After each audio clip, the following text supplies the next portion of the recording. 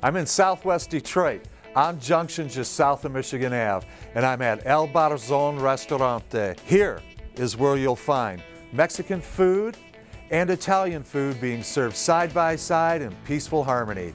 No fusion here, so let's start our adventure. El Barzon is open 6 days a week for lunch and dinner and is very popular with dining enthusiasts from far and near. To complement the two cuisines, they offer an extensive wine list and a wide variety of tequilas.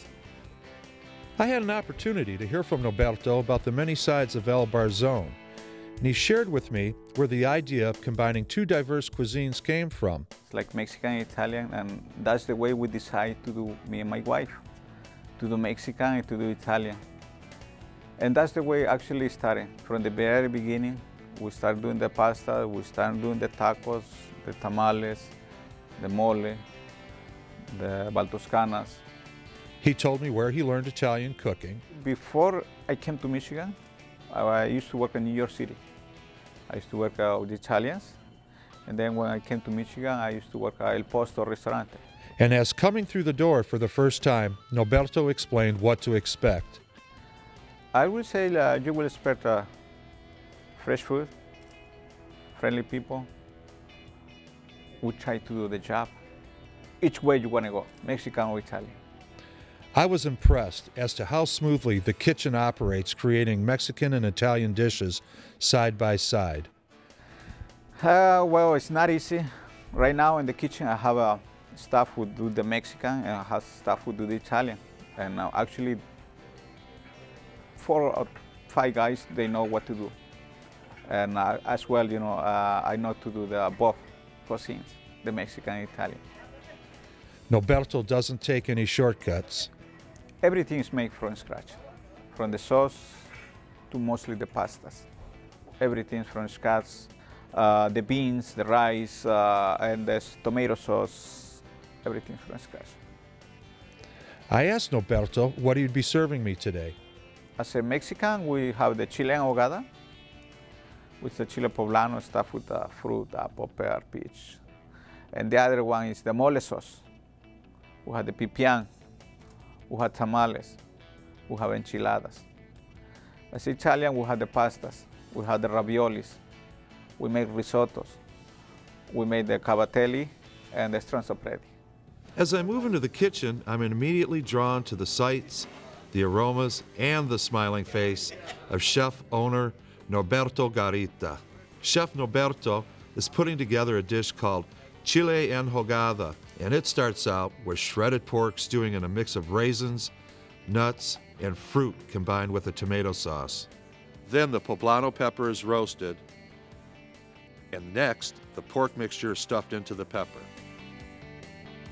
The pepper is dipped into flour and batter,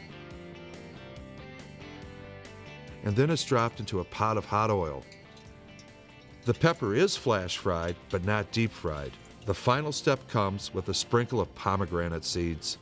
Next, Norberto and his staff assembled fresh tamales. The process is already underway with the completion of 2 types of corn masa. Masa is made from corn masa flour, oil, water, baking powder, and various seasoning along with salt and pepper. I see they've made 2 types of masa. The red masa is for the chicken tamale, and the natural masa is for the cheese and jalapeno tamale. Another step is preparing the ingredients for the 2 kinds of fillings. Jalapenos will be used for the cheese tamales. Cheese is set aside and the chicken is cut up. The jalapenos are chopped and I see the finished mix is ready to go. After the corn husks have soaked in water, they are flattened and laid open so the masa can be spread. The chicken filling is added, the husk is rolled up and is ready for the last step. I watch as the cheese filling is added for the other type of tamale being put together. And the final step comes when the rolled up husks are steamed inside a large pot for 2 hours.